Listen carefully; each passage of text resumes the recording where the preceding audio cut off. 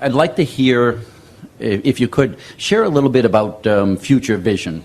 I can see a world where mind is the medicine. I can see a world where, sickness is a joint venture and a collaboration of healing versus, using poisons and pills. And I can see not a world government, but certainly a world family that's out there, and that war is a thing of the past. And I'd like just to hear a little bit about Abraham's visioning. Could you vision for us? Well, we can tell you some of all of those things too, because we can see clearly into your vortex and into your collective vortex. In other words, we know clearly what you have created. But the reason that we hesitate to jump too hard into that is because sometimes people use that future promise as a condition to line themselves up now. And then that condition of that future promise gives you a distorted understanding of what your real work is. And so we've been talking a lot about never mind how you got here, because you're here. So just revel in the fact that you're here. And never mind where it's going, because it's going, and it will light up for you along the way. And you just don't need to know everything that's going to unfold for right now to be really good, you see. So I guess more defined to that is war part of peace? But is it part of form? Is it part of the contrast that we're here for? Is, 100 years from now, a whale's going to be... What it is, it's an exaggerated wobble. In other words, it's a wobble that's gone not tended to. It's the inevitable byproduct of split energy that hasn't been considered, because instead of getting to the heart, instead of acknowledging the love that you want to feel for people, instead most of the world is out there talking about the conditions that they need to live differently in order for you to easily love them. In other words, we've had that conversation several times here today. But everyone doesn't have to figure this out in order for you to live the peaceful, joyful life experience that you want to live. I've kind of even given up the idea of figuring it out. It's like I'm trying. I think the older I get, you know why? Because figuring it out leads to the next phase is. So I've decided, or we've decided, this group of whoever we are, of how to make the world a better place, which means you all have to listen to us, and even more ridiculous, agree with us. And then we have to find some way of enforcing the decisions that we've made in order to create this conditional environment in which we can be happy.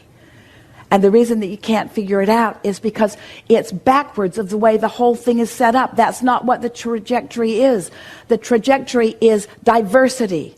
The trajectory is difference. The trajectory is variety. The trajectory is a buffet. The trajectory is an environment that induces within you, that creates within you a new desire that has not been before. And so some of these things that you're talking about, you've been talking about for a long time. Your historical books go back a very long way, and you're not sorting it out because it is unsortable, outable in that way. You can't get there from there, you see. The way you get, and where is it that you're trying to get? To alignment, to personal alignment. Inside. And so if you can accept that your personal alignment is not contingent upon anyone else figuring anything out, and you are dealing with your personal alignment, then one by one, more and more of you return to who you really are. And then you begin to live as you have intended. You know what's really exciting? These words, we are so eager to express to you in a way that you will hear them, and in an atmosphere in which you can hear them, and that's here, and that's now. Everything that has been before has been leading to this moment in time when more of you are in the state of allowing and then moving forth. In other words, this is what you have all been waiting for. You've been waiting for your aligned awareness of this time-space reality. So everything that you've lived before, through all the wars and all the injustices and all of the things that you wish were not part of your history, every bit of that is what has perched you on this place of realization. So not only is your planet not on its way out, this is the beginning of everything that you have intended it to be. In other words, you all have been reveling in the idea. You knew that this moment in time would come. You knew that a tipping point would come when more of you would understand who you really are and why you are really here. A time when you would understand that no one else needs to stop doing something that they're doing in order for you to be joyful. That your joy is not dependent upon the change in behavior of anyone else. In other words, we really want to say it in enough different ways that you can really feel the full impact of what we're saying to you. This is your moment. This is what not only you came for, but what all humanity has been posed for, you see. This is what it's all about. To be in this time-space reality and feeling your own invincibility, your own potential, your own right place, right time, your own, this is the reason that I'm alive, your own, I'm loving this furthest, most expanded part of my beingness. And so, I want to say it in another way. Yes, there's been constant evolution, and yes, it will always be so, but it's bigger and more important right here, right now, because so many of you are now, for the first time, intending to be deliberate creators, and that's what makes the difference. You can't get it wrong. Life is going to cause you to launch rockets. That's always been that way, and it always will be that way. And the rockets of desire have always been received by Source, have always been considered, have always been tended to. The vibrational reality has always been there. And to some degree, it has been allowed by a certain percentage of the population. But never before have there been so many deliberate creators, not creating by default, not accidentally stumbling into things, managing your own vibrational frequency, because you finally put together the relationship between you and who you really are through the emotional content of your emotional guidance system. These are revolutionary times. This is the beginning of what you are all about. It's like you've lived thousands of lifetimes all in readiness for this, you see. That's why it feels so important to you. That's why it feels so big to you. That's why it feels like so much love to you. And that's why you can't tolerate it when you find some nitpicking little thing that doesn't mean diddly squat, and you make some big hairy deal out of it, and you prevent yourself from, in this moment, being part of all of this trajectory that you knew would be your life experience, you see.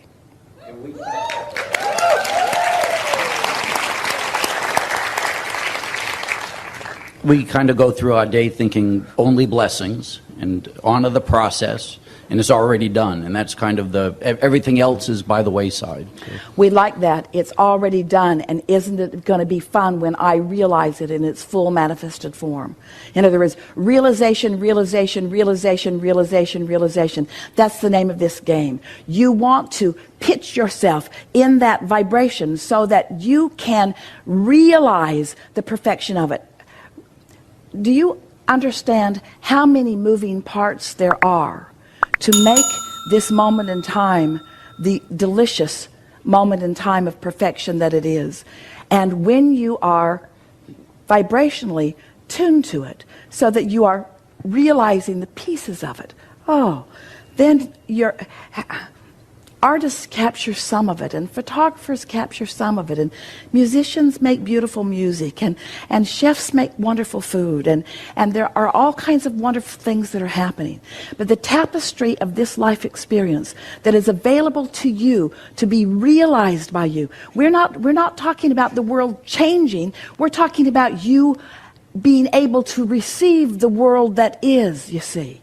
That's why we call this the art of allowing. The art of allowing all that you have all created through all that you've ever lived.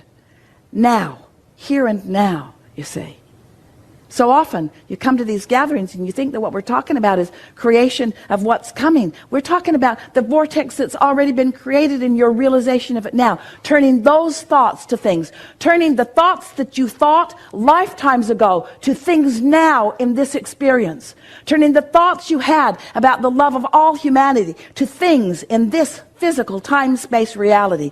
Turning to an illness that you've acknowledged into wellness that you've thought about for eons, for centuries, for lifetimes, for millenniums. In other words, all of that here and now, all that trajectory right here, ready for you to pluck the fruit from it. And all you got to do is decide and really mean and practice till you're good at it, being happy. Thank you. Yeah.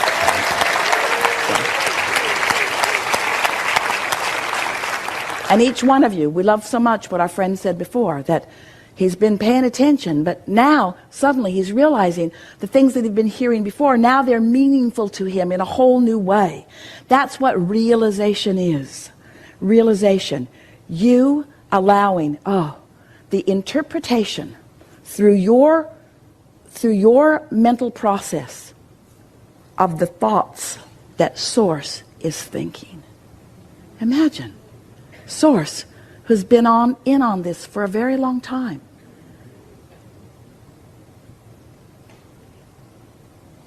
Can you feel the satisfaction factor in that?